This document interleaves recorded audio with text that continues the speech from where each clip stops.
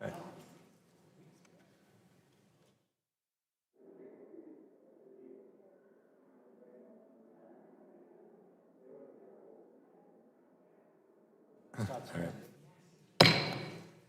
This hearing will come to order. Welcome, everyone. The Committee on Foreign Affairs Subcommittee on the Middle East, North Africa, and International Terrorism is meeting today together with the House Committee on Homeland Security's Subcommittee on Intelligence and Counterterrorism to hear testimony on the domestic and global threat of white nationalist terrorism. I want to thank my co-chair of today's hearing, Intelligence and Counterterrorism Subcommittee Chair Max Rose. Thanks also to our ranking members, Joe Wilson and Mark Walker. And I also want to thank the Homeland Security Chairman, Benny Thompson, and Ranking Member Mike Rogers for hosting us in this really beautiful Homeland Security Committee hearing room.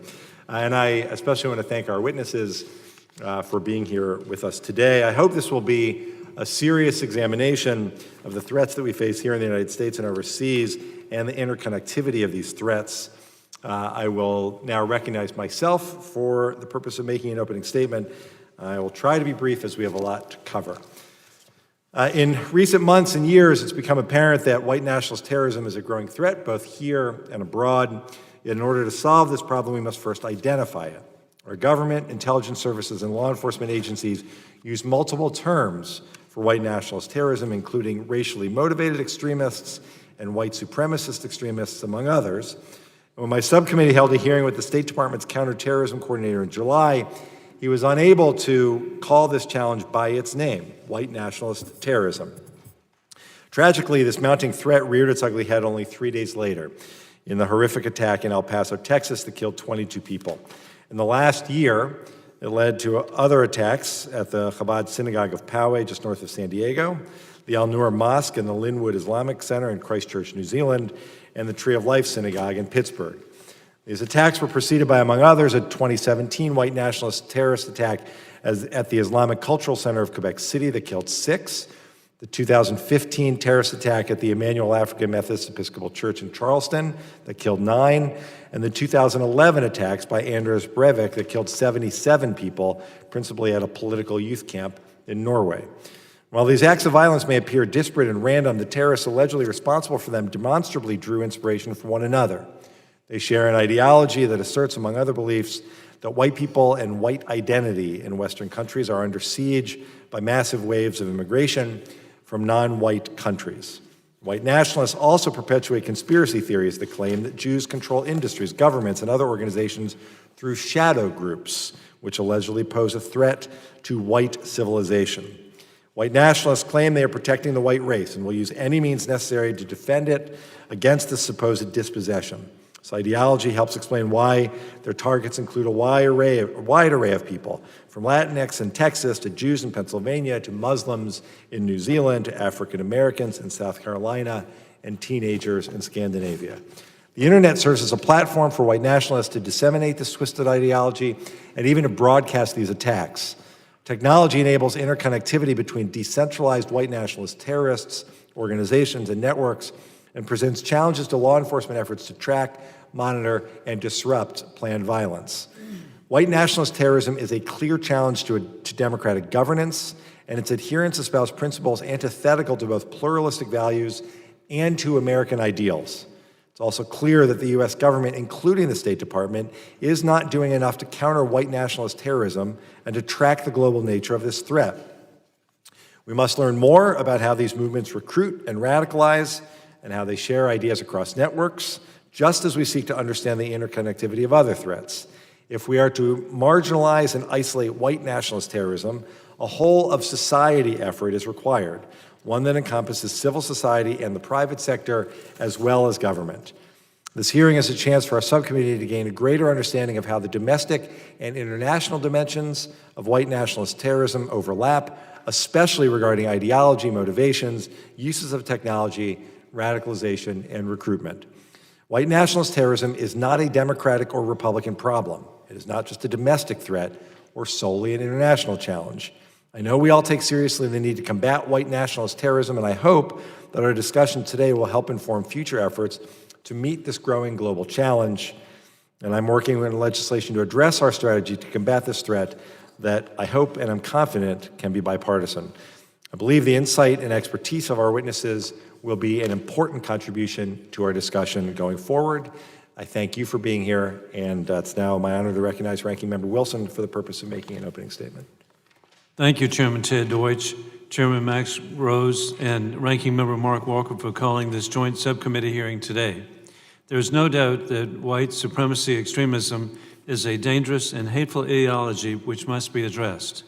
In my capacity as Ranking Member of the International Terrorism Subcommittee of the House Committee on Foreign Affairs, I am particularly interested in hearing more about the international dimension of this troubling phenomenon. Firstly, I'd like to learn more about the nature of this threat from our witnesses. How big of an international presence do white supremacy extremist groups have? How many international attacks have these kinds of groups claimed? Another important question is the organizational structure of the threat. The Islamic extremist terrorist threat that we have faced since September 11th, 2001 appears to be much more organized in nature than the one that we're discussing today. While lone wolf attacks carried out by individuals radicalized by the ideology of Islamic extremist terrorist groups have increased in recent years, there's still the exception to the more traditional model of attacks directed by a terrorist group. However, when we look at international white supremacy extremism attacks, they appear to be lone wolves inspired by perverted ideology. The terrorists who massacred 51 civilians at the mosque at Christchurch, New Zealand, in March claimed to be inspired by the Norwegian attacker who killed 77 people in Oslo in 2011. The shooter who killed 22 people in August at the Walmart in El Paso, Texas, allegedly claimed to have been inspired by the manifesto of the Christchurch shooter. Additionally, in some cases, it appears that the perpetrators of these attacks are inspired by a variety of hateful ideologies, not just white supremacy extremism. For example, the murderers in New Zealand and El Paso also were described as eco-fascist. With these murderous acts, are there bona fide linkages between the international white supremacist extremist attackers? Is this a real united movement or deranged and dangerous individuals inspired by toxic hate on the internet?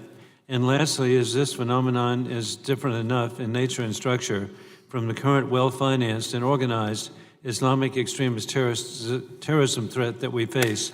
Should we be approaching it in the same ways? Should we be using the same policy tools on a problem set that could be fundamentally different? We are faced with these critical questions. I look forward to hearing from the witnesses today. And with that, I yield back the balance of my time. Thank you, Mr. Wilson. I now recognize Sharon Rose for the purpose of making an opening statement. Thank you, Chairman Deutsch. And it's really great to have these subcommittees together today because we can't afford to really deal with this issue in a silo anymore. So thank you again for setting this up. I want to also thank our great partners and witnesses here today. I look forward to hearing from you. Your work and the work that we have seen thus far shows us that this white nationalist threat is a threat that cannot be ignored. White nationalist terrorists have killed more people in recent years than any other type of domestic extremist. We also know that 78% of extremist-related murders in the United States last year were attributed to those adhering to a white nationalist ideology. On a larger scale, we consider things as most likely threat and most dangerous threat, and the most likely threat from a terrorist perspective in America today is that of a self-radicalized lone gunman, lone gunwoman, and I think I speak for all of us today that we do not care which ideology they ascribe to. We just care whether it's an extremist one and a global one or not. We have seen that this is also a problem spreading abroad to our allies. In April, the New York Times published an analysis showing that since 2011, approximately 1/3 of white extremist killers were inspired by attacks globally. We saw how an attack in Norway inspired one at Christchurch, which inspired several here at home. Unsurprisingly, all of this has also shed a light on the role of social media companies as a catalyst for the spread of white nationalist propaganda, both here and abroad. No longer can we look at these companies as exciting new unicorn companies started by teenagers in hoodies. They are large global firms akin to General Motors. And I'm sick and tired of hearing them brag about success rates in and around 60%, 70%, 80% as it pertains to removing extremist content. If an auto company bragged about 70% of their airbags deploying, we would not think that that was satisfactory. This threat knows no boundaries, it doesn't end at traditional borders, and it tears across continents. As elected officials, I think our number one priority is public safety, and that's why I'm so proud that we are all focusing on this today. We have to make sure that the federal government is working better at data provision. Right now, the capacity of the federal government to provide high-level analytics on the white nationalist threat, the white extremist threat, and domestic terrorism is not nearly satisfactory. We also have to take into account that local law enforcement is now in the intelligence gathering business and the terrorist prevention or terrorism prevention business. I believe that the NYPD has done an extraordinary job in this regard, and we have to make sure that those lessons learned are supported for other law enforcement agencies throughout the country. Lastly, and as I have said before, we have got to hold technology companies to a standard. And I look forward to hearing your thoughts about how through public-private partnerships, we can hold them to a standard without, and do that in a constitutional manner. You know, this is we have set a framework for the last 20 years or so about what we should do in regards to jihadist-inspired global extremism. And now it is time for us to apply that framework in a responsible manner to this new threat that we face. We have got to consider how the State Department should expand forest terrorist organization lists to include these violent international white supremacist groups. Today, if an American citizen swears allegiance to ISIS or another FTO and spreads their message of terror, there are several and significant resources available to the federal government, and there are significant consequences for those actions. However, if that same American citizen swears allegiance to a white supremacist group based overseas and spreads their message of terror, the federal government does not have access to those same tools, and that is just plain and simple wrong. So I look forward to hearing your opinions today in regards to the issues that I brought up. And with that, I thank the witnesses and the members for being here today, and I look forward to making progress on this important issue. Thank you, Chairman Rose. I'll now recognize Ranking Member Walker for the purpose of making an opening statement. Thank you much, Chairman. I appreciate the opportunity to participate in today's hearing. This week marks 56 years since the vicious murders of Addie Mae Collins, Cynthia Morris Wesley, Carol Robertson, and Carol Denise McNair at the hands of the Ku Klux Klan at the 16th Street Baptist Church in Birmingham, a place where I was there earlier this year honoring those lives. Over half a century later, we are still dealing with hatred, racism, and violence. There is no doubt that we must do more to counter these threats. The unfortunate reality is that no city in the United States is immune. On August 3rd, the country was horrified by a domestic attack at a Walmart store in El Paso, Texas, where the killer was directly targeting immigrants and killed 22 innocent people and wounding 24 more. The very next day, a young man obsessed with violence and reportedly fueled by drugs carried out a deadly attack on a public street in Dayton, Ohio, killing 9 people and wounding another 27 others. Several other attacks were reportedly disrupted through good police work and alert family members reporting these concerns. We must not forget the other domestic terror attacks over the past few years targeting radical and religious groups, including the Tree of Life Synagogue, the Shabbat of Poway Synagogue, and the Emmanuel African American Methodist Episcopal Church. In June, we passed the 3-year anniversary of the attack on the Pulse nightclub in Orlando, Florida. In December will be 4 years since the San Bernardino attack. Also this past June, at least 11 people were injured during an Antifa rally in Portland, Oregon, and the next month, an adherent to the same ideology targeted a Department of Homeland Security facility in Washington state.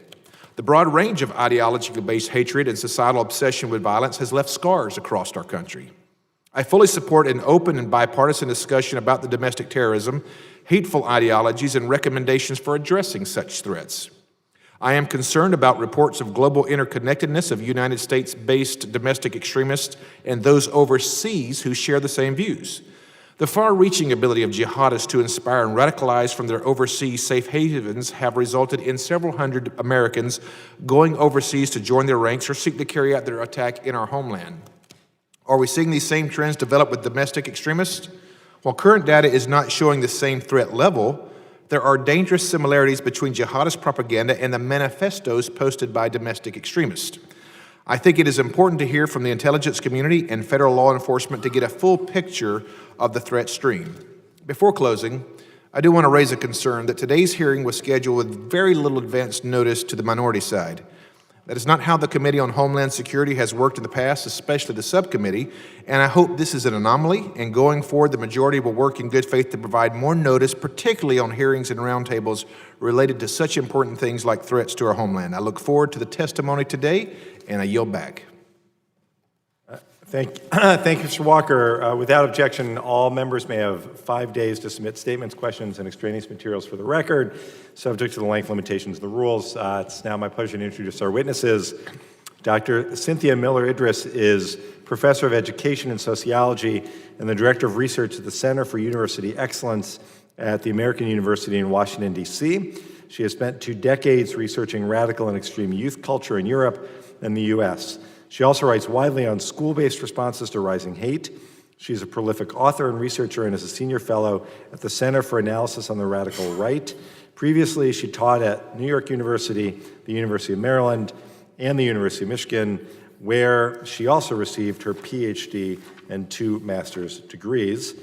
Mr. Christian Picciolini is an award-winning television producer, a public speaker, author, peace advocate, and a former violent extremist. Christian's involvement in and exit from the American white supremacist skinhead movement is chronicled in his memoir, White American Youth. He now leads the Free Radicals Project, a global extremism prevention and disengagement network, and has helped hundreds of individuals leave hate behind. He also has a forthcoming book, Breaking Hate, Confronting the New Culture of Extremism.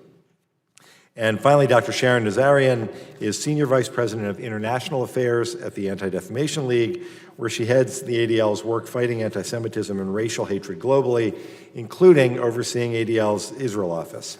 She is also the president of the philanthropic YNS Nazarian Family Foundation, the founder of the YNS Nazarian Center for Israel Studies at UCLA, and chair of its advisory board, and a member of the Council on Foreign Relations. She received her BA, MA, and PhD from the University of Southern California. Thanks to all of you for being here today. Let me remind the witnesses to please limit your testimony to 5 minutes, and without objection, your prepared written statements will be made part of the hearing record. Thank you so much for being here today. And Dr. Miller-Idriss, we would start with you because you're where you're sitting and because you hold so many degrees from the University of Michigan. You're recognized. Thank you. Chairman Rose, Chairman Deutsch, Ranking Member Walker, Ranking Member Wilson, members of the committee, I'd like to thank you for your service to this country and for calling attention to the critical threat from global white nationalist terrorism. I'm honored to be here. Today's focus is on white nationalist terrorism, which I view as a subset of the broader phenomenon of white supremacist extremism. I will use both terms interchangeably to refer to an ideology that calls for lethal and mass violence as a solution to a supposed existential threat posed to whites from demographic change and immigration. The growing global threat of white nationalist terrorism and white supremacist extremism is well documented. White supremacist extremism is currently the most lethal form of extremism in the U.S., causing at least 50 deaths in 2018. My written testimony documents rising trends in several areas: numbers of hate groups, propaganda, recruiting efforts, hate crimes, domestic terrorism arrests, and mass shooting plots. In my oral remarks, I'd like to focus on how we should understand white nationalist ideology, its growing global interconnections, and what kinds of strategies might help address it.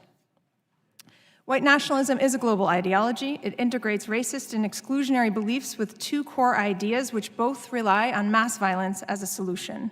The first is the idea of a great replacement, or white genocide, which is based on a paranoid belief in an orchestrated invasion of immigrants, Muslims, or Jews who will eradicate or replace whites.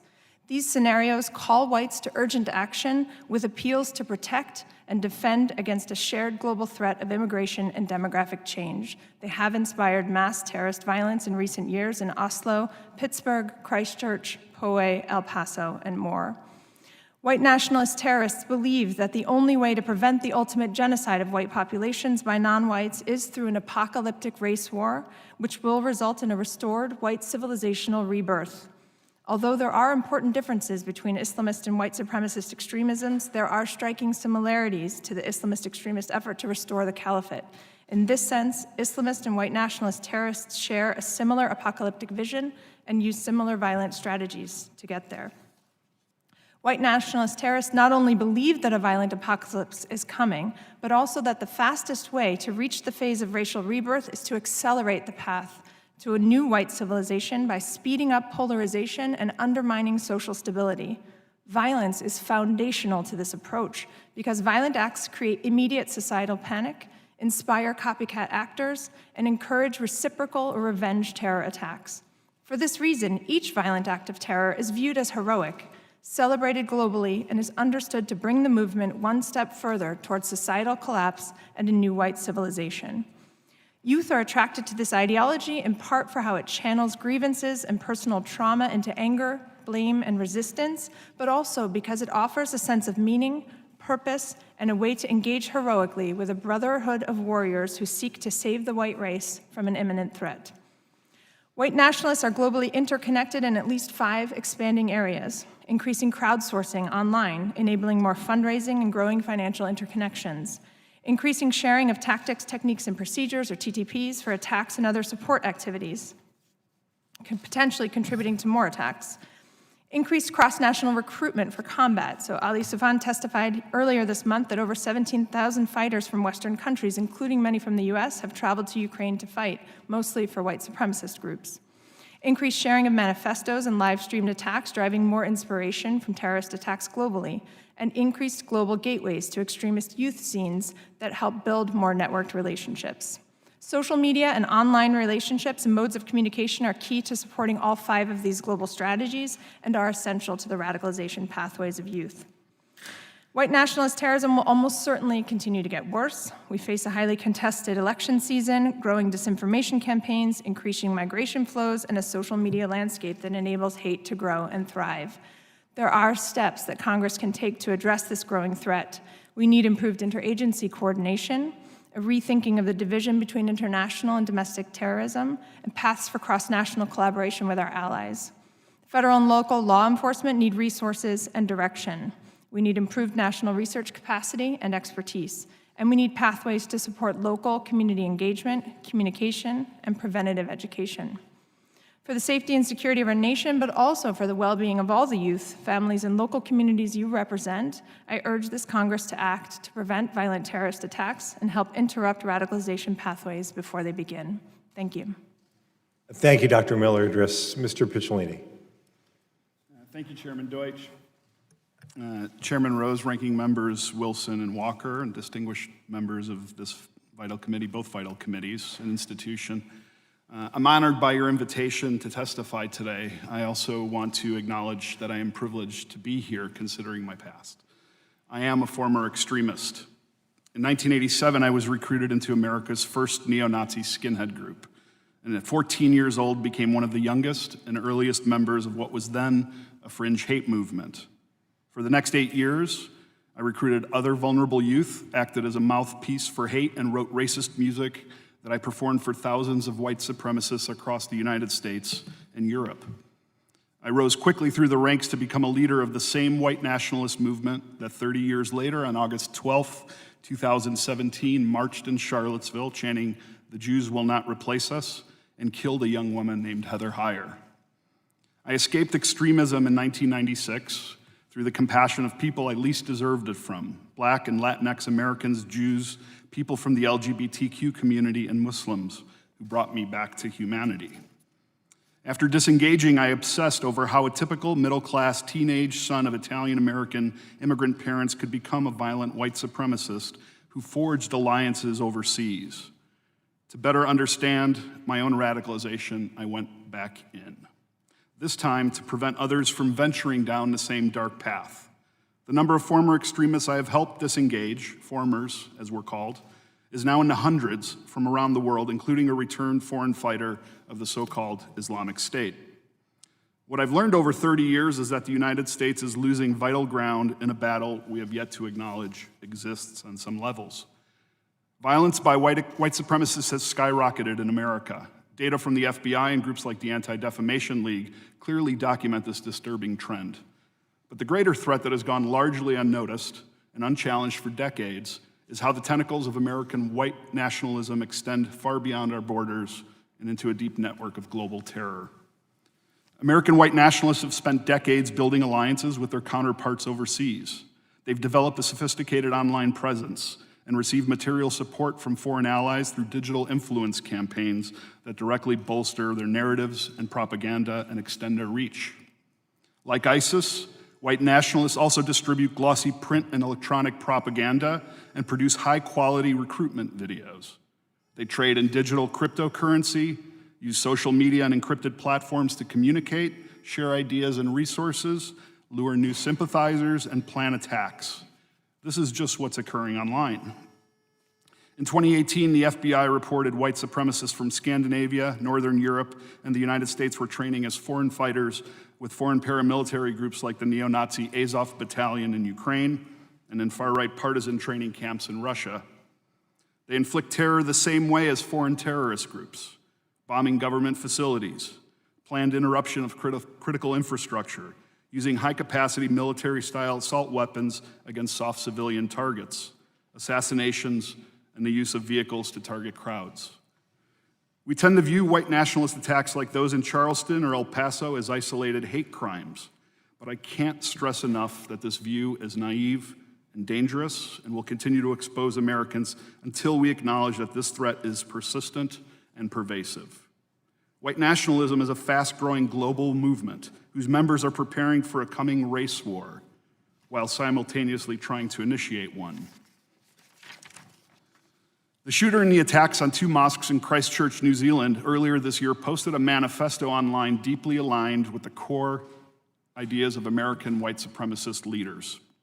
Though he was a 28-year-old Australian, in a video of the attack, a Ukrainian Azov Battalion patch was visible on his body armor. This is just one example of how international cooperation leads to a body count.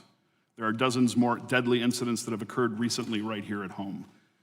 When we think of terrorism by the so-called Islamic State, we acknowledge the international dimensionality and the foreign special interests that allow it to exist and grow.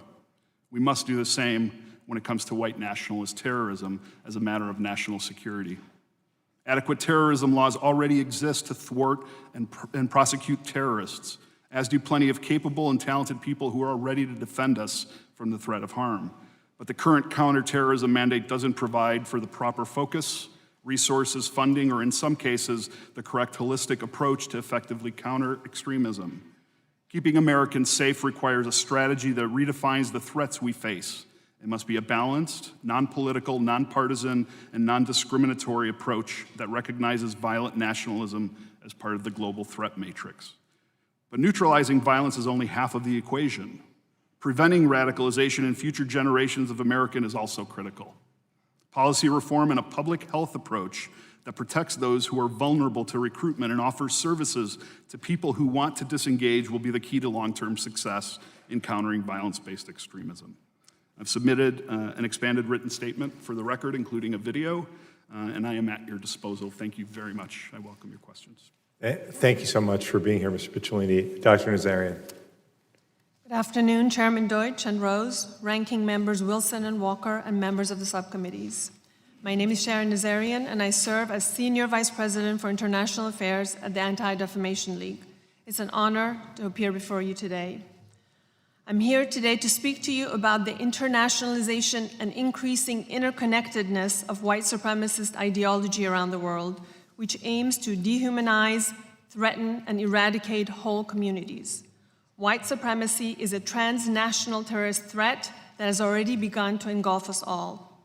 Of the extremist-related domestic murders in the US in 2018, ADL has determined that 78% were perpetrated by white supremacists. The threat of homegrown terrorism inspired by Islamist extremist propaganda remains clear and present.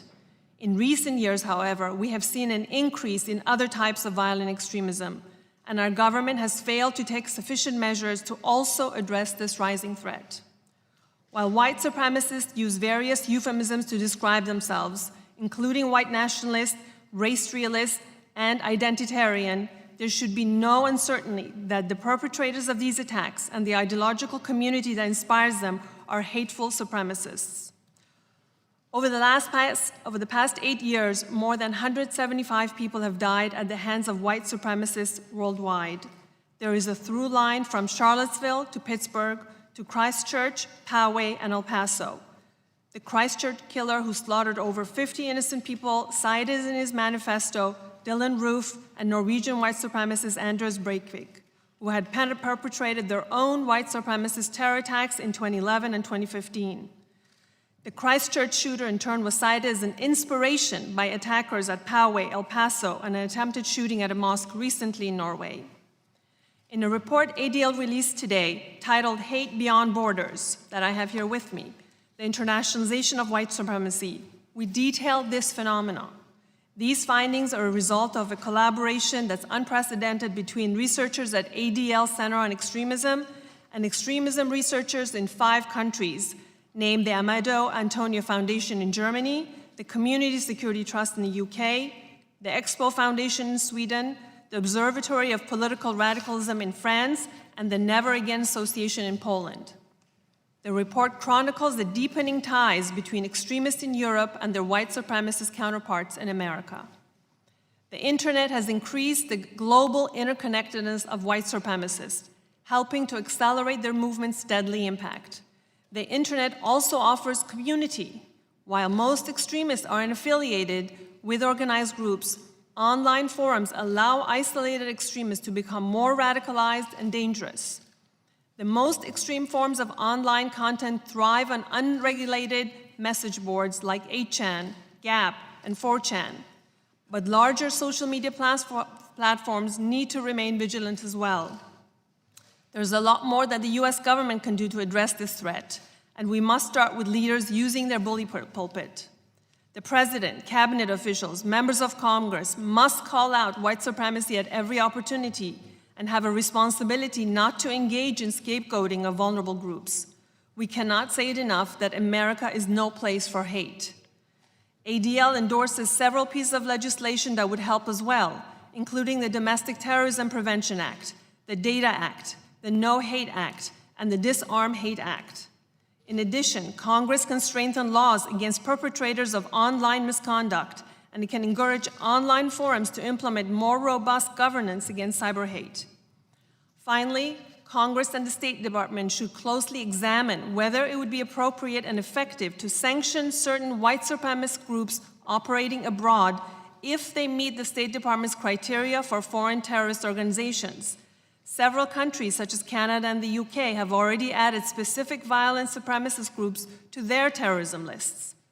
Thank you for the opportunity to testify and for calling a hearing on this very important topic. We must act swiftly, decisively, and comprehensively to counter this threat and prevent it from metastasizing. On behalf of the ADL, we look forward to working with you as you continue to devote your urgent attention to this issue. Thank you. Thank you so much, Dr. Nazarian. Thanks to all of the witnesses for their testimony. We'll now move to member questions under the 5-minute rule. Chairman Rose will begin, followed by Ranking Member Walker. Chairman Rose. Thank you, Chairman Deutsch. I thank you all for your testimony. I'd like to zero in on this issue of the actual infrastructure of these global organizations. Can you speak to, from both a training as well as ideological communication, what do these organizations look like? Can you please include names? Can you please include where they're based out of, how many countries they're, you don't have to be that specific, but regions. And most especially, can you please note their similarities to organizations like ISIS and Al-Qaeda, not just as they exist now, but especially as they existed in the late 80s and 90s before they started attacking the West with large-scale attacks. Dr. Miller-Idriss, we'll start with you. First, I'd like to say thank you for your service to this country, and I appreciate that. This is a very good question. I think I'll speak primarily to the ideology And I will say I'd prefer not to name groups here, but I would be happy to do that off the record. Just I don't want to give any additional oxygen to groups that will celebrate that in a video clip. So I do think that what we're seeing with ideology is organized ideology coming through recruiters, through social platforms like YouTube, which they're getting around bans by using encrypted channels, so working very carefully to avoid algorithms, avoid bans, but then sharing encrypted channel information so that young people who view those can then go to encrypted channels to receive further ideological information. We know that there are training camps being run, both in this, overseas in this country. There are kind of militia trainings and preparation in that way. And we know that that they are working together in partnership to crowdsource kind of funding sometimes for activities, funding for legal troubles that they get themselves into, and working in that way kind of over the internet to support each other. Okay, thank you. If I may, to add to what the doctor said, the tactics are similar. And first of all, when I was a 14-year-old, I didn't think I was joining a local group. I thought I was joining a global movement. So even 30 years ago, the idea of it being global existed. Very quickly, I took my work overseas. I was in one of the first American neo-Nazi bands to leave the US and perform in Europe. So there was money and propaganda being traded even then before the internet. This isn't something new because of the internet, but to point out a specific group called Atomwaffen Division here in the United States, which is responsible for at least 5 murders in the last 2 years, operates very much like an ISIS terror cell. They're anonymous. They don't necessarily know who each other are. They do train in what they call hate camps. There's been a hate camp in Virginia where they train with paramilitary-style weapons. Also in Nevada, in the desert, and there is one being planned by a group that's a splinter of Atomwaffen Division that's called the Base, which is a literal translation for Al-Qaeda that is going to be training in Washington. As far as ideology, it is consistent globally. There is very little difference, if anything, between the groups that operate internationally and the groups that operate here. But I also want to make clear that it is less about the group structure these days, and it is more about what's being called a leaderless resistance. While the ideology controls what they're doing, there is no hierarchy in terms of structure for groups. So while we may see the group dynamic becoming less popular, that we shouldn't think that this is going away. Yeah. What's happening over the last 30 years is that the strategic plan was to become invisible. We encouraged people in the late 80s and 90s to not shave their heads, to not wear boots, so that they could blend in. There was heat coming from law enforcement, and groups were being taken down, so they encouraged people to go out and try and radicalize others without bringing them into a group structure. Dr. Nazarian? So what I can tell you is that the level of cross-pollination is huge.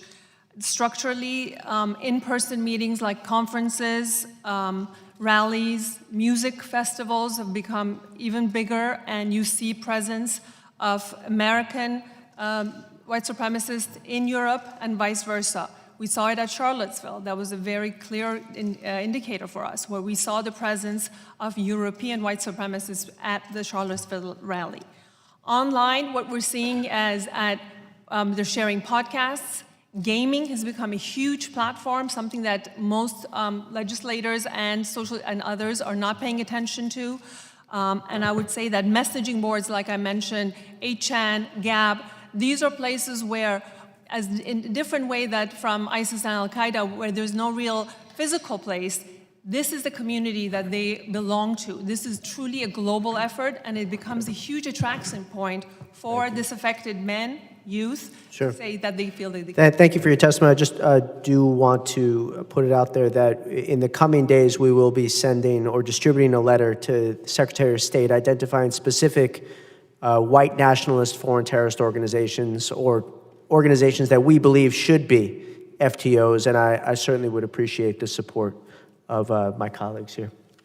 Thank you, Chairman Rose. Ranking Member Walker, you're recognized. Thank you, Mr. Chairman. Dr. Miller-Idriss, I have a very important question to start with. I'm assuming by the colors that you're wearing today, your allegiance would be Terrapin more than Wolverine, or is this just strictly a coincidence? I was also a Cornellian, which is a big red, as you know. All so, right, yeah. fair enough. We'll move on from there. To your knowledge, have foreign-based members of white supremacist groups traveled to the U.S. to meet with groups or individuals here? We know that they have, individuals have come to Charlottesville, and we also have very good evidence of individuals from the U.S. going to Europe. So yes, I think in both directions there's pretty So you do have some cases here or there that you've seen this. Okay, great. Thank you for answering that. Since the 9/11 terror attacks, the government and public has promoted the see something, say something concept to help alert law enforcement to terror threats. In May, the FBI testified that 50% of the domestic terror investigations are opened due to referrals from the public and other state and local partners. Do you have any recommendations to further improve the suspicious activity reporting system? I think the hardest thing about that is that the people who are most likely to know something are peers, are other young people, and we also know that they're the least likely to come forward. I think that public education on that can go a long way. We have also seen parents in very recent years being a very good source of information, but I will say that one thing that we lack compared to Europe is that even when parents know something is going on, they don't know who to call. They're reluctant to call the FBI, they're reluctant to call the police. I would suggest that if we had something like a suicide hotline number, a phone number that parents could call that was to get information, that we have resources, but parents who do fear that their children are planning something do not know how to get help in a way that they think will be useful. Thank you. And Mr. Picciolini, if I have time, I'm going to come back to you because I could tell that you may want to add something there. Let me go to Dr. Nazarian, if I could, please. I believe you mentioned the number over 8 years, 175 deaths internationally. What is that? Did I get that number correct? Yes. Okay, so and one's too many. 21 per year. I think part of what we're doing today is as much as the numbers, we're trying to prevent the trend as well in that direction. Could you answer the question that I have for you? How many deaths over that same 8-year period of time has been due to religious zealots? Dr. Miller-Idriss mentioned Islamists, some of the fundamentals there. Over that same 8-year period of time, how many murders or deaths or killings in that arena? I don't have that number in front of me, so I can't tell you exactly, but what I want to be very careful about, as this is not an either-or discussion. No, and I'm getting to that, but I had a specific question, so you have no idea. I am happy to provide that to you in writing afterwards. I don't have that number. Dr. Miller-Idriss, would you have any idea on that number? Not also with in my documents here, not on top of my. Because ultimately we're wanting to be able to deal with both, so I think both those numbers are important, shouldn't they be? You would agree with that? Absolutely. According to CBS, in 2017, they have a number of 84,000 that have been murdered. And I want to do some kind of backup. I'm just coming up with this number in the last hour or so. Want to make sure that number is valid. But I just want to make sure that we are concerned about that. I've got a question. I've got time to get both in. Going back to Dr. Miller-Idriss, given the concerns raised here today about domestic terrorism, specifically white supremacy extremism, do you have concerns about the ability of law enforcement to monitor domestic terror threats in locations where cities have put out the FBI's Joint Terrorism Task Force, or the JTTF? San Francisco, Portland, and some others have pulled out. Is that a concern for you at all?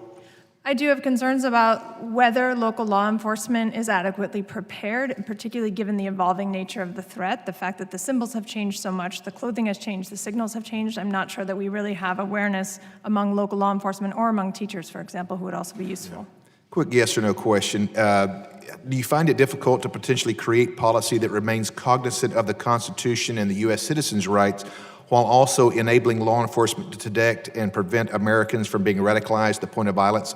Just for clarity, I know that's a struggle for us sometimes, liberty versus the privacy and all that.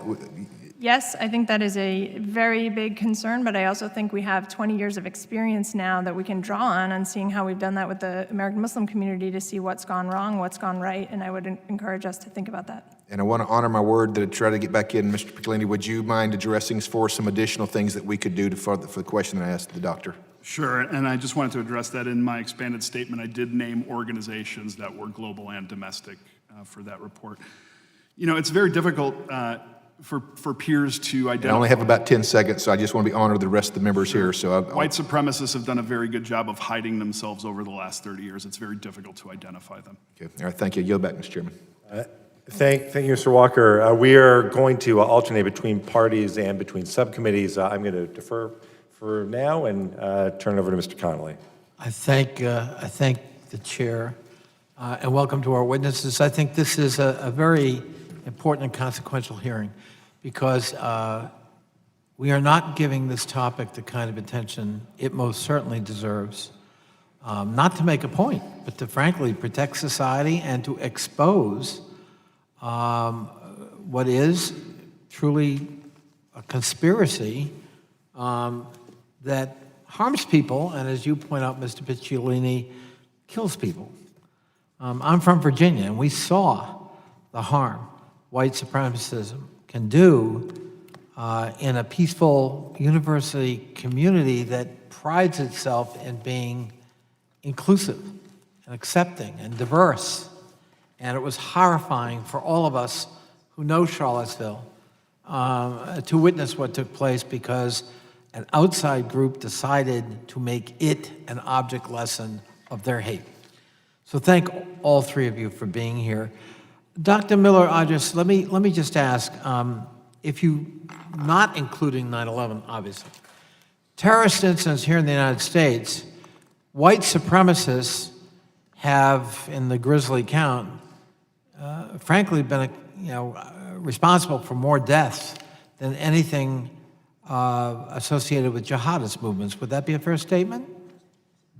Yes, I believe that's a true statement in history, yes. So when we look at the resources the federal government has marshaled to deal with, say, the jihadist terrorist threat, they're considerable.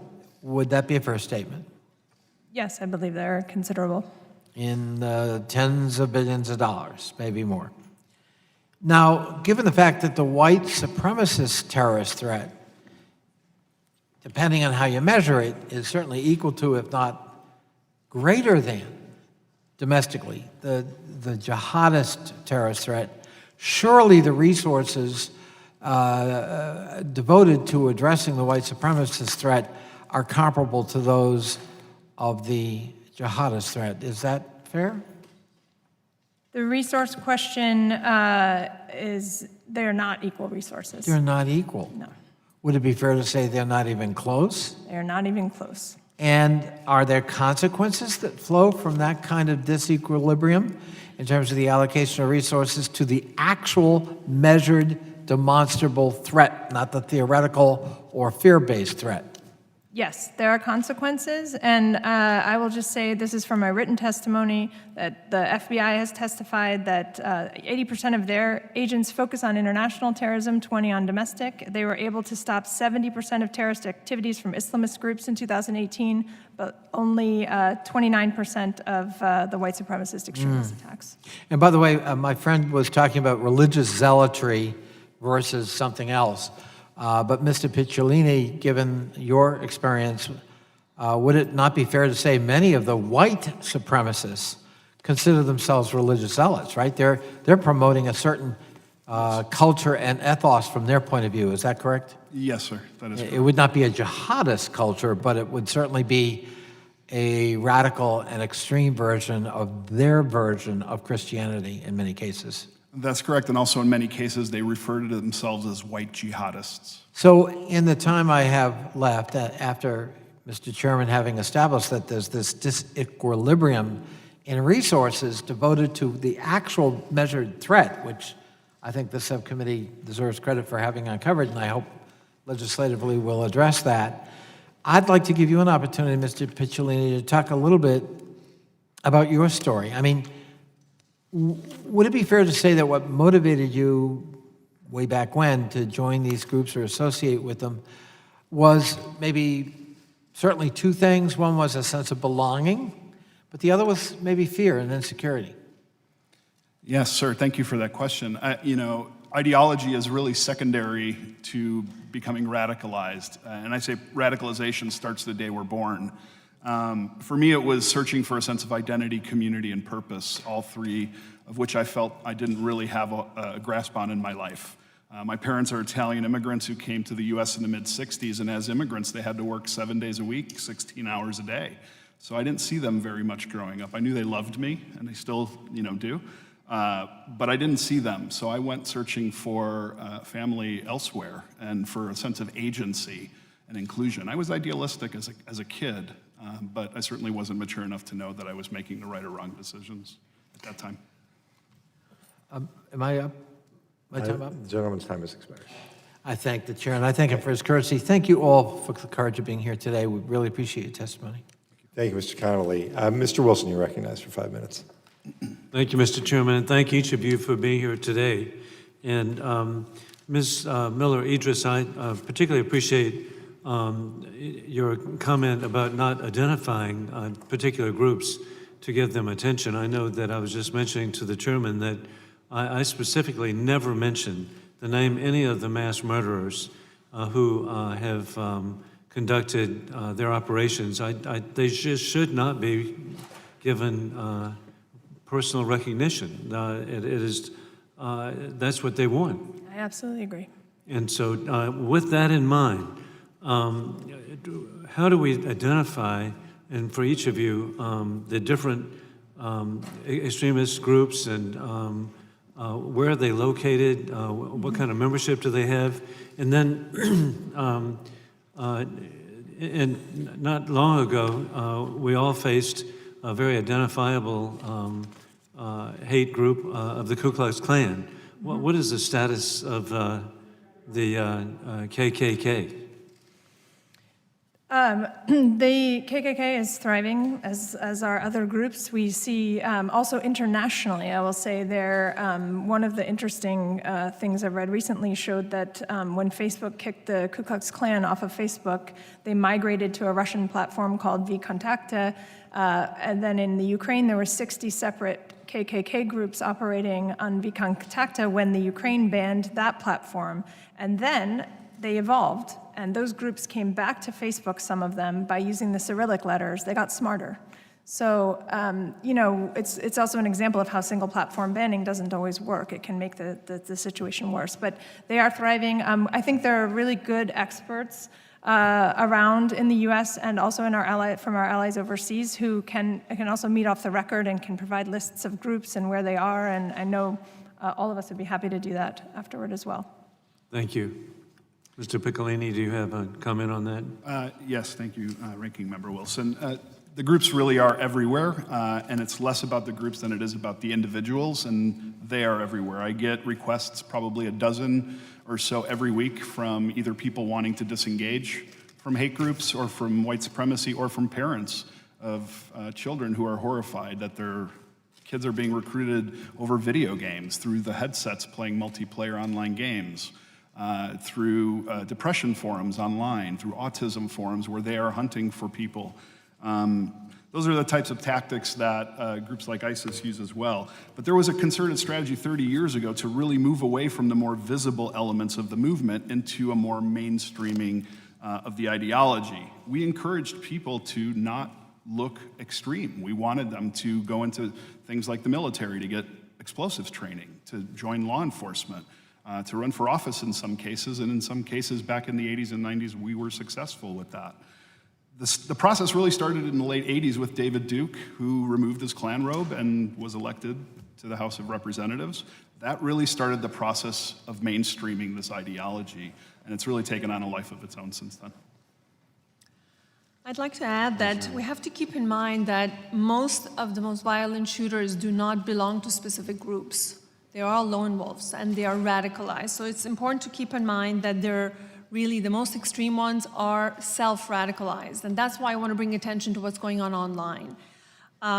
We at the ADL have actually brought members of law enforcement from across Europe to our advanced training school that we do in Washington, D.C. once or twice a year, and we really train them specifically about the symbology, about what kind of cross-pollination going, the ideology.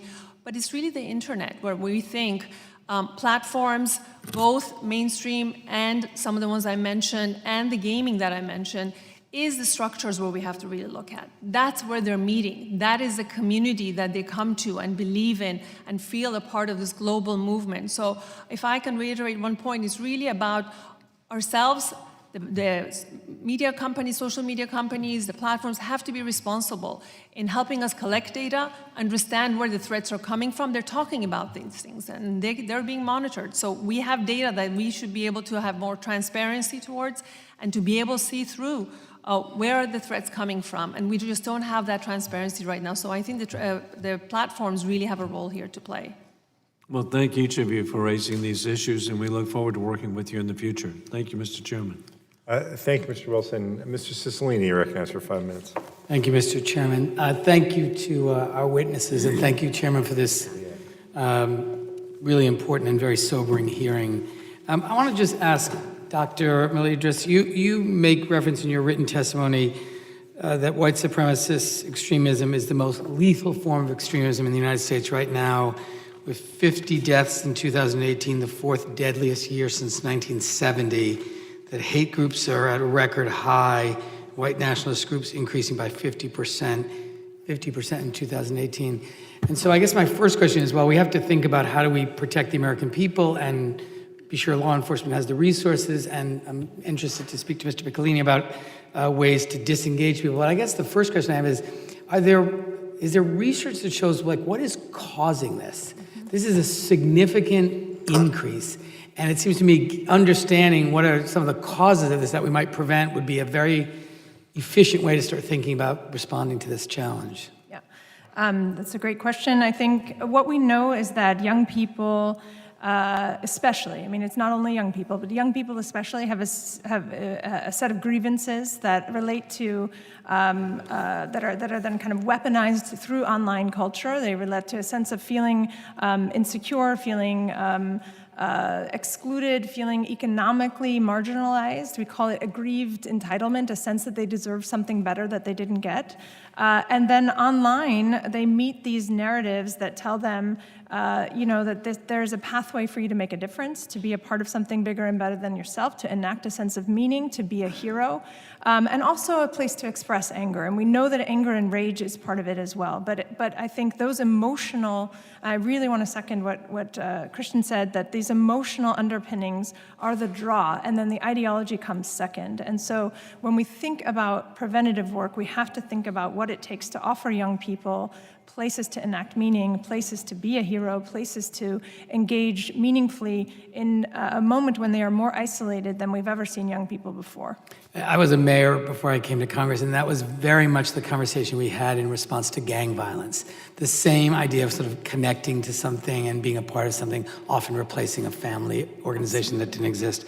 But you made reference, I think, Dr. Nazarian, to the technology platforms, and I'm just wondering what the panelists think that the technology companies should be doing in terms of identifying threats, alerting government authorities, possibly banning or removing content. It feels like that one of the really big challenges here is the ease at which information is shared, misinformation, this ideology quickly with lots of people. And is it time to impose a greater responsibility on the technology platforms to play a more active role in this space?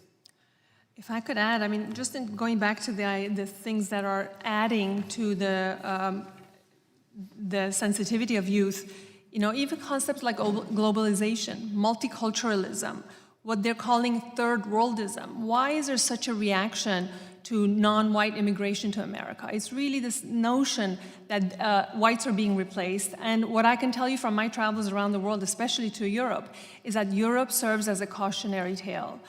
American white supremacists are looking at Europe, seeing the influx of Muslims because of the Syrian war and the Iraqi war, looking at migrants coming in from Africa, and they're being replaced. And their purity and the white race that they believe in is being invaded and being disseminated. So that's first and foremost, we have to keep in mind the connectivity of these threats and how they see it. So Europe serves as that. Going now to the platforms, we talk about the responsibility of platforms to self-govern. They know how to do it, they're just refusing to do it right now. And it takes all of us, our legislators, the private sector, NGOs like us, to bear pressure to say you cannot only react after things happen, after horrific acts happen. You have to be able to do it beforehand and help us do it together through gathering data and others. Yeah, and I also think it's obviously not helpful when we have political or civic leaders in the country that are using language that dehumanizes refugees or immigrants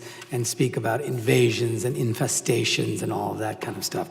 I just have a minute left, so I'd like to ask each of you, what's the one most important thing Congress can do right now to respond to this urgent challenge?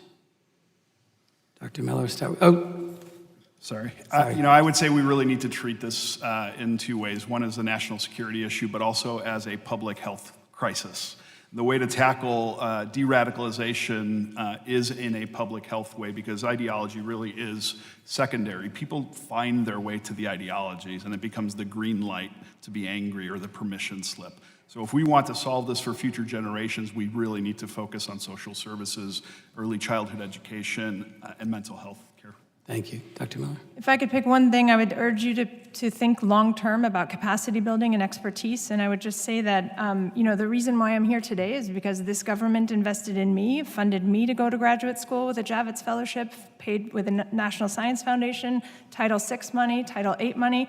All of my graduate school was funded through the acts of this government to fund me. It took 22 years for that expertise to come back to this room and help, I hope, in this way. But so it's a long game to invest in that way, but I hope that those investments pay off over time. And I think that we can't just think of this as a short-term, how to shuffle money around and get immediate expertise on a kind of a whack-a-mole type of a way. We have to think long-term about what capacity might we need 20 years from now to solve whatever terrorist threats exist then. And I hope that long-term investments can be made.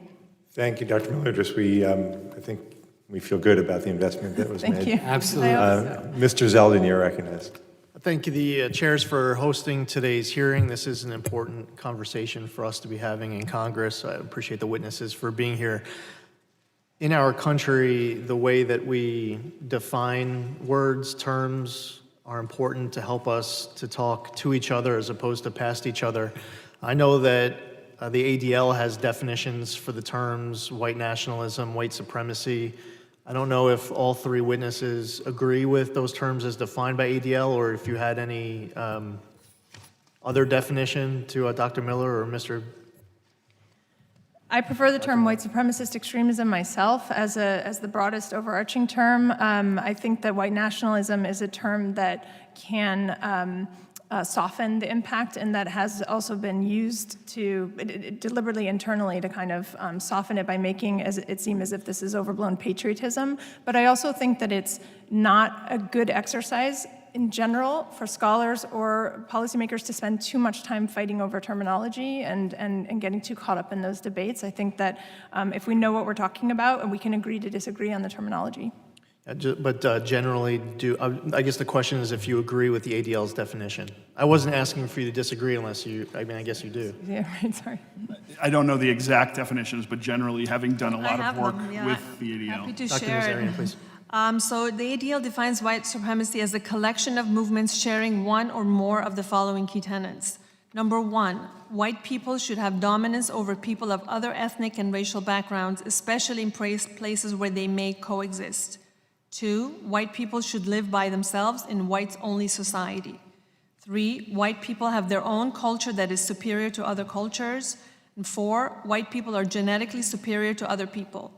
So they believe that the white race is in danger of extinction due to a rising flood of non-whites, as we talked a little bit about kind of their concerns. I would agree with that. I agree. I wasn't trying to provoke a disagreement. Yeah, no.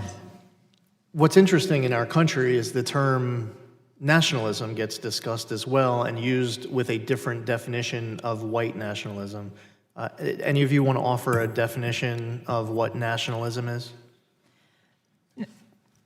I would just say that white supremacists have always tried to find softer marketing terms and buzzwords. White nationalist, alt-right are their terms to make them seem less racist. But if I were to define nationalism, I would say that the difference between nationalism and patriotism is being proud of your country, and being a patriot means you want to share that with other people, while being nationalist means you want to be exclusive and not really share those resources or talents with others. And Does the ADL have a definition for nationalism? I don't know the answer to that. I don't believe so, not that I have in front of me. But I think, in general, this idea of love for country, I think that as Mr. Picciolini referenced, as one that you share a pride versus one that is exclusionary and is against the interest of others. So it's much more of a exclusionary feeling. It's interesting. I mean, rather than others. social media cuts both ways, especially anonymously. You could say, I mean, the lowest common denominator of the way either your internal compass is or you view others, people can be the worst forms of themselves anonymously.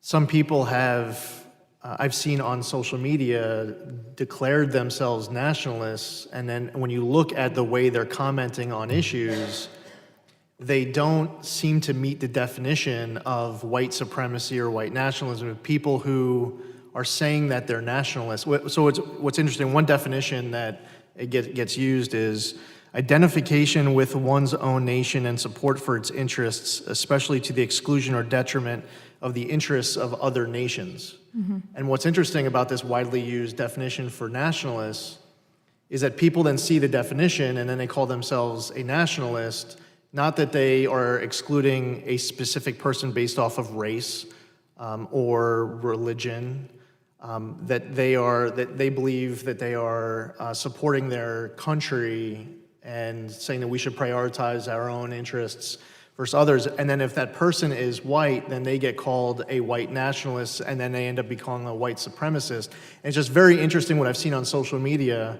where people are declaring themselves to be nationalists, but they don't seem to be violent. They don't seem to express any type of hate towards people of other races, religions, genders, and that list goes on.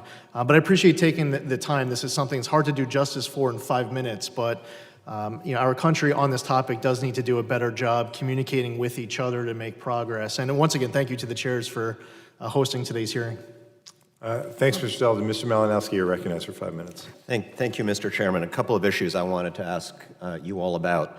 The question of whether we should be designating groups as terrorist organization often comes up, and it's, I think, understandably very controversial with regard to domestic groups, even if they have international connections. But I wanted to ask you in particular about the practical merits or disadvantages of designation of foreign-based white supremacist terrorist organizations. Would there be practical benefits? Is that something that you would recommend?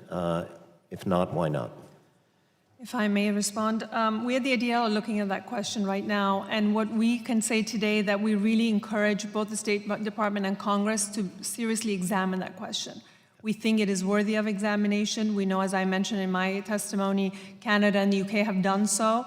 And I think it's really warranted to look at it closely and make sure that the designations fit the criteria the State Department has already set up. Right. So it could prohibit material support. It would potentially help our law enforcement agencies track movement of people fighting for an organization based in Europe, tools that don't really exist right now because, correct. Yeah, okay. Let me, a separate issue that Chairman Rose also mentioned, others referred to, the whole problem of online radicalization. When we talk about this problem and the role that the social media companies play, we generally focus on deleting bad content and removing bad people from the online platforms. I think it's partly because we all understand that. You don't need any technical expertise to understand the importance of getting rid of something that's bad. But it's also whack-a-mole. I doubt we'll ever get to 100%, given the billions of people who exist on these platforms. They're new platforms that people move to.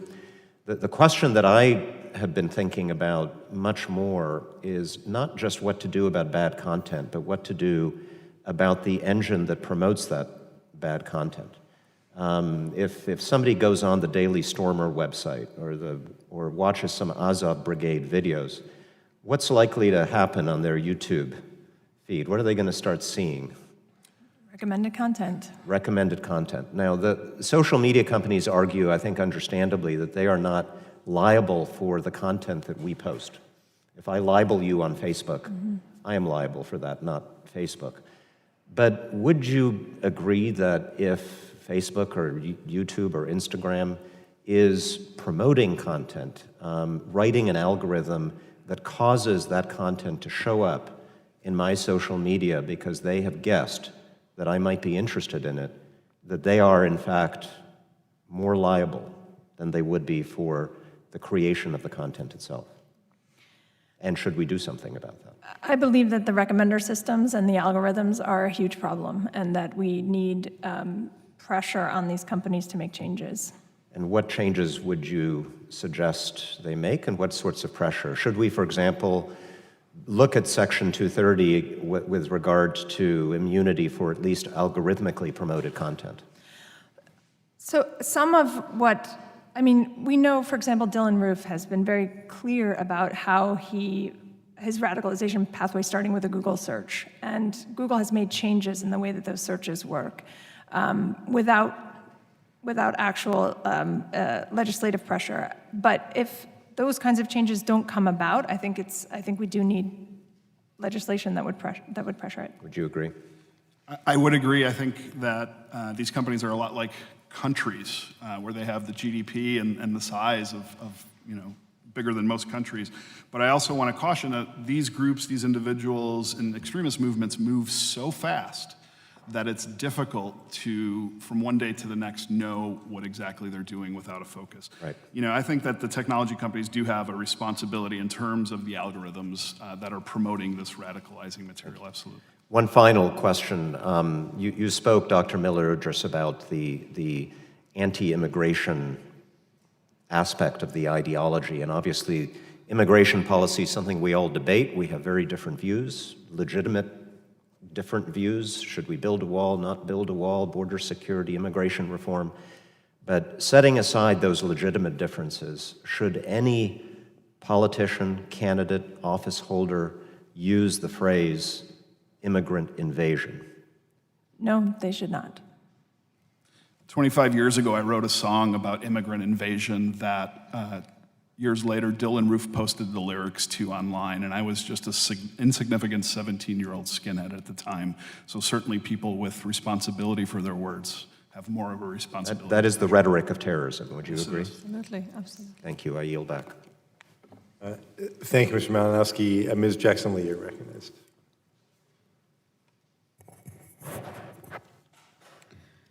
Let me thank all of you for your presence. Mr. Chairman, thank you, chairman's persons, plural, for this kind of meaningful and potent meeting. Let me ask each of you on a yes or no, do you consider racism, white nationalism, a national security threat?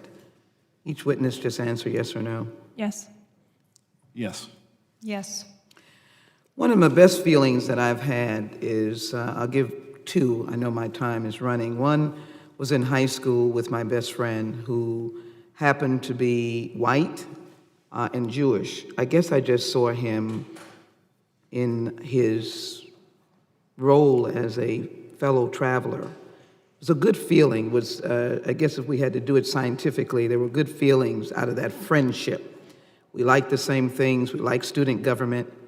And so good things always seemed to happen when we were working together.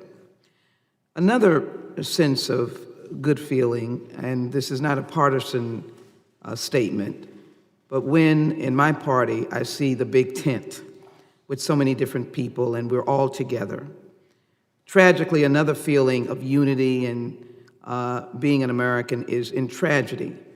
I'll take the Mother Emanuel killing, and it was in a huge stadium, the funeral of one of the persons, but everybody from the community came. There was not a respect of color or creed, and we were together embracing each other. And I think you understand what I'm saying. There's actually a physical feeling of goodness, that we're connected, that we're one in the same. So let me just ask this question to Mr., if I have it, Picciolini. In 2017, reports said that Americans who identify as white and Christian has dropped below 50%. In 2018, it was reported that there were fewer births among whites than deaths. The report stated that deaths now outnumber births among white people in more than half the states in the country. Are these demographic changes being used by white nationalists, number one, and are they finding success in recruiting based on these demographic changes? Mr. Picciolini? Yes, they're using exactly what you mentioned as fear-mongering. But what I would even caution is 20 years down the road, that as our climate crisis ramps up, that we're going to see a refugee crisis like we've never seen before. And at that point, we will see this rhetoric ramp up, and I think that that is something we must get ahead of now. Secondarily, you use the word education. I asked all three of you this question. For a period of time, the history of African Americans, people of color, were literally removed from the elementary and middle school educational curriculum. What does that do when we saw that video that went viral? I cried. Little 2-year-olds running toward each other. If you haven't seen it, pull it up and feel good. But the point is that we don't bring our children up to appreciate understanding. Let me do this quickly since I see my time. The other is, I asked the FBI this morning, we were in a FISA hearing, which has to do with various documents submitted to a FISA court in the international terrorism utilized after 9/11. But what I tried to glean from this individual was, what tools do we need to give them for domestic terrorism? And so in the answer, tell me, wouldn't it be important for the FBI to have tools that refer directly to domestic terrorism, as we have had with foreign operatives? We can't use those. Those are foreign operatives. We can't spy on our citizens in the same way. But I believe there should be a domestic terrorism with civil liberties and civil rights involved, the structure, but in the DOJ. So if you three could answer the education and the enforcement part of it. On the second question, yes, I believe that we need to understand homegrown violent extremists as operating across the spectrum, domestic and international, in ways that our current definitions don't allow for, and that hampers our ability to enhance our national security. On the education question, I would go on far too long. I just want to say I absolutely agree. I think this starts very early, and we're talking about preventative work to cross-cultural understanding, empathy, openness to difference, and a wide variety of other outcomes that we're failing at right now. Ms. Picciolini? Yes, I would just say that our resources right now are focused in a different direction. There have been groups disbanded, even as far back as 2006, that called out this problem, that were disbanded and defunded. An organization that I co-founded was also rescinded funding for an online intervention program. So I think that there needs to be a focus on this. As far as education, yes, absolutely. The pre-radicalization starts then. And it could be an extremist behavior like crime, drugs, prostitution, something like that. Those are all extremist manifestations. Or it could be flying to Syria or flying to the Ukraine to join a neo-Nazi group. Thank you. Ms. Nazarian? I can tell you that the ADL is the largest trainer of law enforcement in America, of any non-governmental organization. So we are training law enforcement representatives day in and day out exactly on these issues. But what white supremacists look like, what is their symbology, what is the ideology behind them. And we also happen to be one of the largest purveyor of anti-bias education in public schools in America. Over 1.5 million students are educated by ADL on a day in and day out basis. So absolutely in both those issues, we feel they're very important, and we have to expand them. We have to inoculate our communities, and we have to inoculate our children, and we also have to give the tools and the knowledge to law enforcement to be able to understand, recognize what's going on in communities, and to help prevent them. So absolutely. Chairman, thank you. And I just want to put on the record that I did not, is that 8chan, and I want to have time to ask that question, but within the construct of civil liberties, First Amendment, sites like that have to be addressed by the United States Congress, and they were one of the motivators of some of the horrors of some of the perpetrators of the most heinous mass shootings that we've had. I thank you, Mr. Chairman. I yield back. Thank you. Thank you, Mr. Jackson. Mr. Green, you're recognized for 5 minutes. Thank you, Mr. Chairman, and I thank all of the chairpersons as well. I would like to acknowledge the words of Emily Dickinson. She reminds us that a word is dead when it is said, some say. I say it just begins to live that day. And I call these words to our attention because it's my belief that the tone and tenor is usually set at the top, the captain of the football team, the CEO of the corporation, the head of the nation. And I am concerned when I read in the intelligence that's been accorded us that soon after the March 2019 attack at Christchurch, New Zealand, President Trump expressed doubt that white nationalism was a rising threat around the world. That causes me a good deal of consternation. Quickly respond, if you would, to the words of the person who sets the tone and tenor. I believe that it is essential for us to have bipartisan support across the board to see white nationalist terrorism, white supremacist extremism as a critical threat to the nation. So yes, from the top down, but in every local community as well, from leaders and across the board. This is neither a Democratic or a Republican problem. This is a problem of American national security. And I would say that, just back to what I said earlier, there were words that I wrote 25 years ago that manifested in death with somebody like Dylan Roof, and we must be responsible for the words that we say, because while most people may not act on those words, we know that there are some people who will. We've seen the effects of that. So I think certainly we must all measure our words when it comes to something so sensitive. We feel the bully pulpit is tremendously important, and all our leaders, political and otherwise, need to be held accountable and responsible for the words that they share, and also for standing up and calling things out exactly as they see it. So words matter, and I think all our leaders should be unequivocal about what is going on in our country today. Were there any nice people among the folk who were screaming blood and soil? Jews will not replace us at Charlottesville. Any nice people among them? Sir, in my job, I have to believe that there were nice people there because it is my job to try and pull them out. However, I think the statement of very fine people there was a very dangerous one because it did equivocate two things that were not equal. Finally, this. I've lived a long time. Sometimes I think I've lived too long, to be quite honest. I've seen what racism can do to people. And I marvel now at how I've lived long enough to see the Klan come out of the robe, take the hoods off, march the streets openly and notoriously. I quite frankly, 20 years ago, would not have prognosticated that such would be the case. Something has happened to give them reason to believe that they can show their faces. Please, I have 1 minute left. What happened? Okay.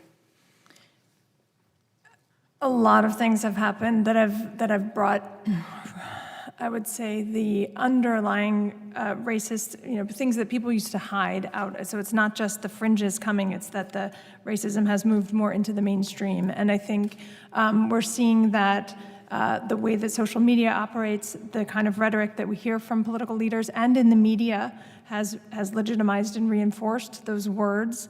And I think the kind of manifestos and the global circulation of videos seems to empower these people as well. I know that you all have salient answers, but I have to ask this question quickly. Do you believe that those who tolerate bigotry and hate perpetuate it?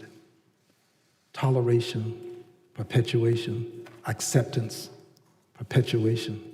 Please respond.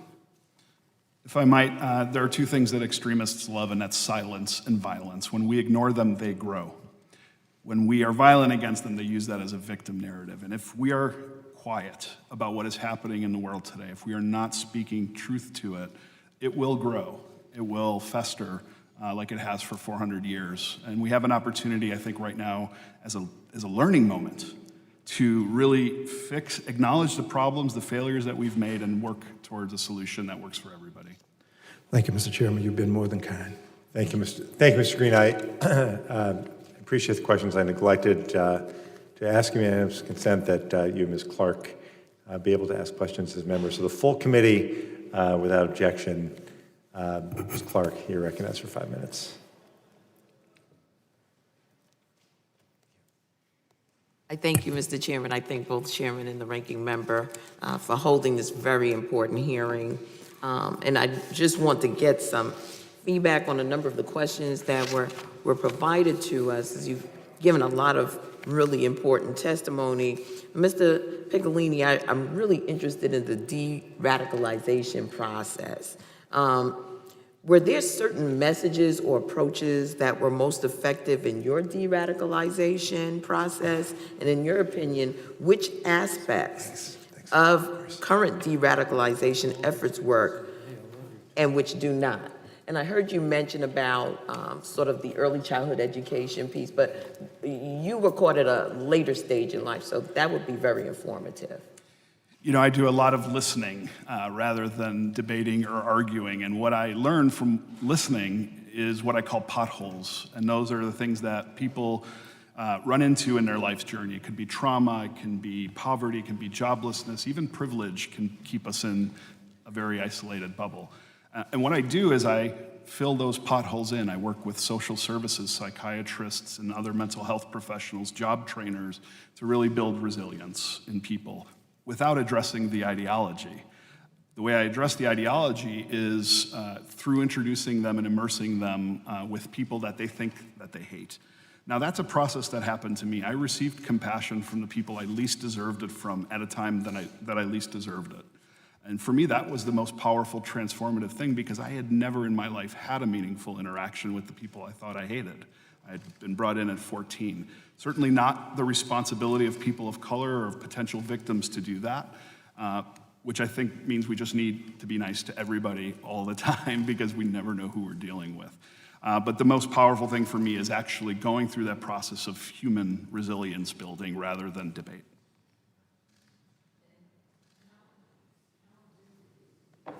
How do we engage and educate influencers within the communities that white nationalist terrorist groups target to help counter message extremist propaganda? Is that for me? Yes. Yeah. Well, I think we just need to acknowledge that we have a problem first. I think we're still debating about if this is a problem. Once we acknowledge that it's a problem, I also think that we need institutional and systemic changes, because the way it's happening right now, what I do as far as de-radicalization work, it's a Band-Aid. You know, we have to treat it like polio. I treat the sick, but we also have to inoculate the population from getting sick, and that is through systemic and institutional change. Otherwise, we just have a factory where we're churning out racists all the time. Very well. And then I wanted to ask about women. Mm-hmm. We oftentimes hear about white males in this dynamic, but in some of the sort of visuals that I've seen women in photos that espouse similar ideologies. Is there a place for women in the contemporary white nationalist movement? And if so, what does that look like? And that's for the entire panel. We are seeing increasing participation of women in white supremacist groups, both in the US and in Europe, but even in violent fringe groups and even in terrorist violence. They are still by far the minority compared to men in terms of violence, but they are engaging. They're also engaging on channels like YouTube, setting up channels that promote the ideology, that draw people in and that kind of soften it a little bit, and are supporters in that way, enablers, I would say. So I think they play a very important role and have been overlooked. And the other thing I will say is mothers play a very important role in some of the de-radicalization work, and we've seen that with ISIS-informed fighters, mothers groups, and parenting groups, and I think we could see a similar kind of wave of parenting programs in the US around white supremacist extremism as well. And I can just add that internationally we're also seeing a rise in terms of role of women, because the issues that inflames them, such as anti-immigrant sentiment, it cuts across all gender lines. So it's not an issue that it's more male or female, that they're feeling that their culture, that their beliefs are being overrun by immigrants, bringing different beliefs, different religions, others. So it definitely goes across the line, and you see women also being much more animated and much more angry about the fact that their white culture is being diluted, that they're being replaced internationally as well. So unfortunately, that goes across all genders. Just very briefly, women are being used as mouthpieces, as recruitment vessels. They are often the ones tasked with doing the podcasts, making the videos, because women attract more men to the organization. And I'll just point out there was a report yesterday of a young woman who was arrested with an AR-15 in her trunk, who had made threats against shooting 500 people and had drawn swastikas on her stuff. So this is something that we will start to see mimic ISIS in the way that happened as well. Your indulgence. Thank I you. yield back. Thank you, Ms. Clark. And Ms. Omar, a member of the full committee, has also asked to ask questions, and without objection, you're recognized for 5 minutes. Wonderful. To the co-chairs of this committee, I really do appreciate the opportunity to be allowed to join you all. And to the testifiers, thank you so much for taking the time to have a really critical conversation on the ideology known as white nationalism. The goal of these terrorists in this particular ideology is articulated after each attack, and it's one that is consistent as it is unhinged to create a white ethno-state that excludes religion, ethnic, and racial minorities. Far-right terrorists were linked to every single extremist-related murder in 2018, the most in any year since 1995, according to the Anti-Defamation League. The Southern Poverty Law Center reports 50% increase in white nationalist groups from 2017 to 2018. I will not speculate why that has happened. And according to SPLC, 81 people were killed by those influenced by the alt-right since 2014. So I will repeat something I've said before. It is a statement of fact. White men, driven by hateful ideology of white nationalism, are committing the overwhelming majority of extremist attacks in this country. And we are not doing enough to confront it.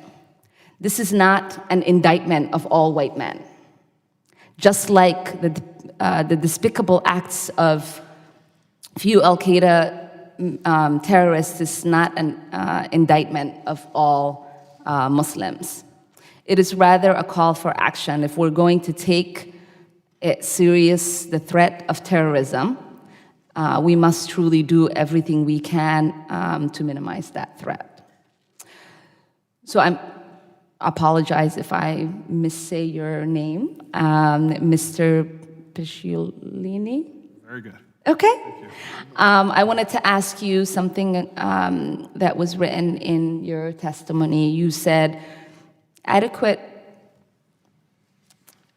terrorism laws already exist to thwart and prosecute terrorists, as we do plenty of capable and talented people who are ready to defend us from that threat of harm.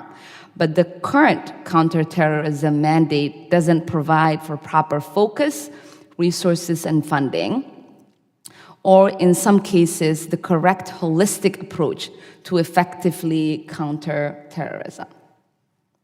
I worry about that too a lot.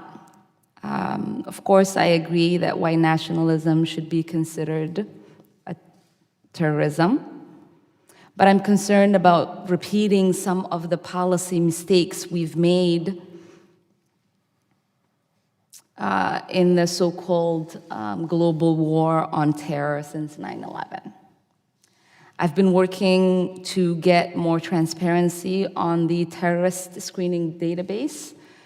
For example, I don't see a solution to white nationalism that is simply to just add more people onto that list. we've gone down the wrong road. And if we start talking about taking Klansmen to Guantanamo, what are we really saying? I believe in restorative justice. Some have faulted me for, talking about ways that we should figure out how to rehabilitate people, and how that is actually one of the strongest counterterrorism acts that we could deploy. So I believe it's a moral thing, but I also feel like, again, it is one of the best ways to fight terrorism and extremism. And so I would love for you to sort of walk us through what are some of the holistic approaches we should take, and could that be something that could be deployed even abroad as we fight counterterrorism as well? Yeah, thank you. That's an important question. And I would say as far as the holistic approach is more towards prevention.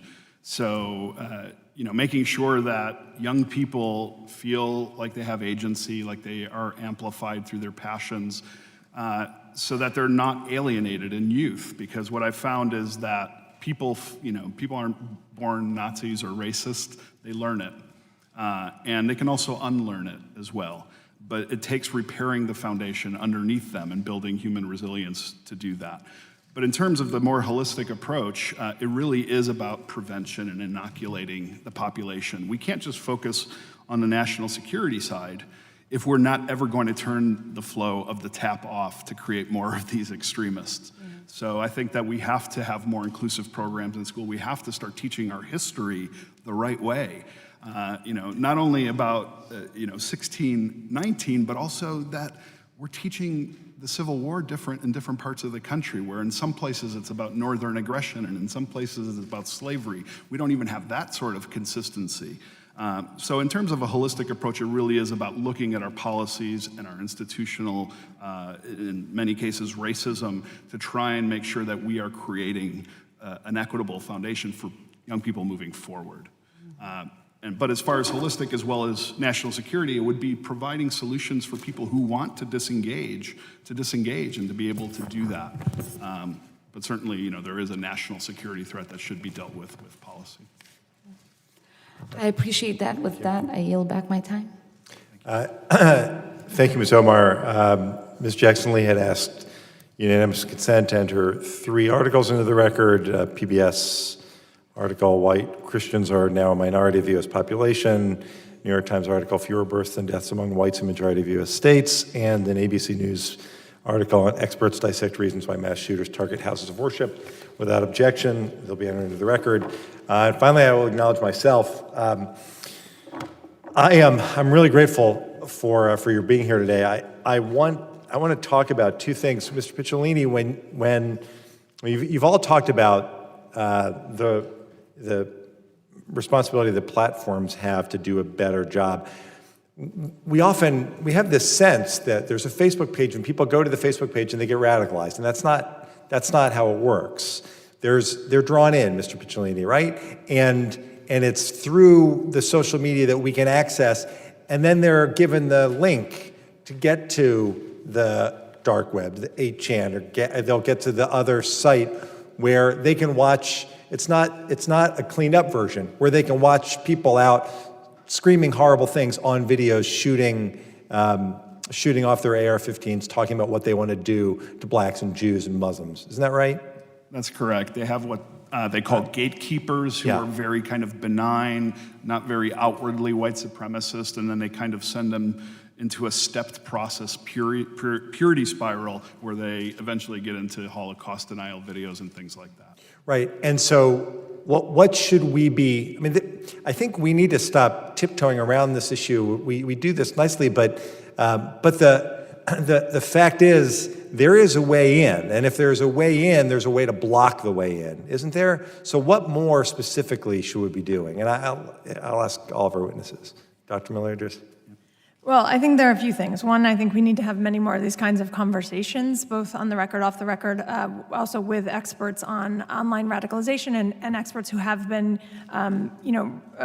recently de-radicalized from having been online, through online radicalization. Right. I think we need to figure out ways to change the recommendation systems, those recommender systems, but I also think we need to figure out ways to fund more proactive approaches to game, you can game the algorithms too, to change by funding people who are putting positive content on there, so that you get more positive content showing up in the feeds, right? Instead of just, because we can't always. If someone's searching, if I may, if someone's searching for hate-filled videos, and there is research that shows, and Mr. Picciolini's own experience that shows where that can lead, then maybe the right algorithm isn't the one that takes them to even more violent, hate-filled videos, but maybe it's the opposite direction. Isn't that right, Mr. Picciolini? That's right, and there's so much content being uploaded that it's really relied on AI to make those decisions right now.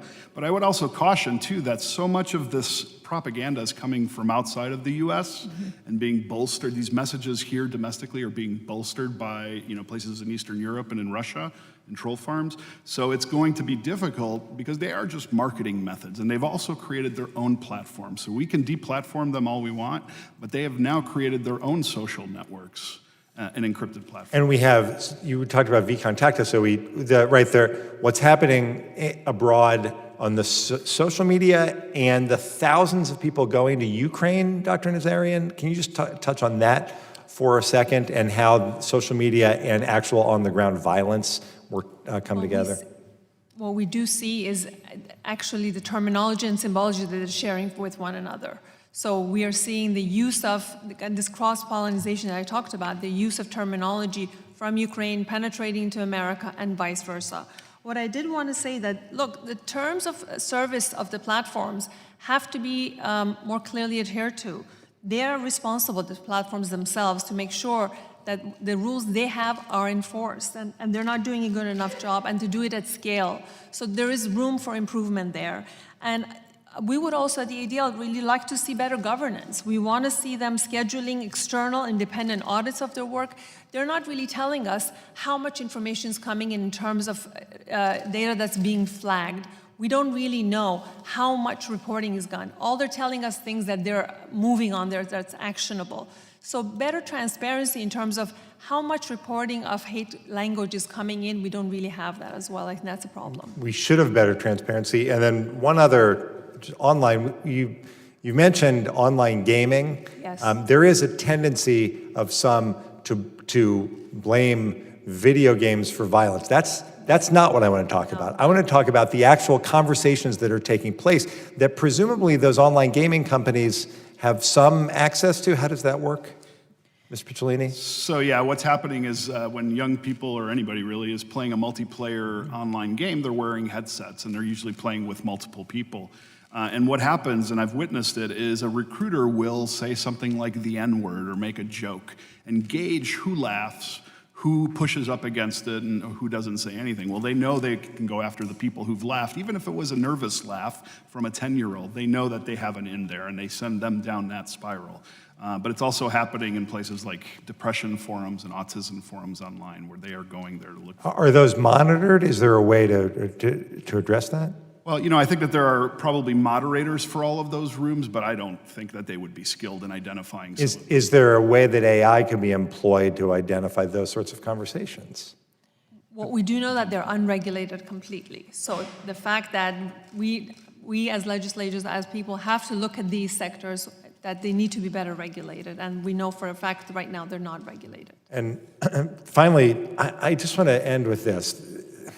There's been conversation about the mainstreaming of ideology. We started by talking about the importance of identifying white nationalist terrorism, white supremacist ideology, the discussion of language. But it's not the mainstreaming of ideology, is it? It's the mainstreaming of what is that ideology. It's the mainstreaming of racism and the mainstreaming of anti-Semitism and Islamophobia and xenophobia.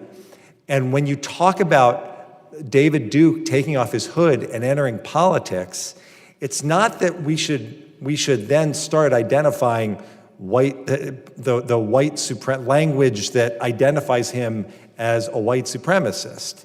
It's anytime any one of us ever uses the language of racism and anti-Semitism and other forms of hatred, isn't it? And don't we have an obligation? Is it too much to ask that language just never be accepted? Yes. You're absolutely correct. Absolutely. Yes.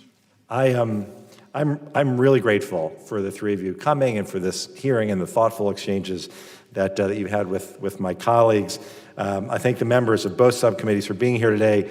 Members may have some additional questions for you, and we ask our witnesses to please respond to those questions in writing.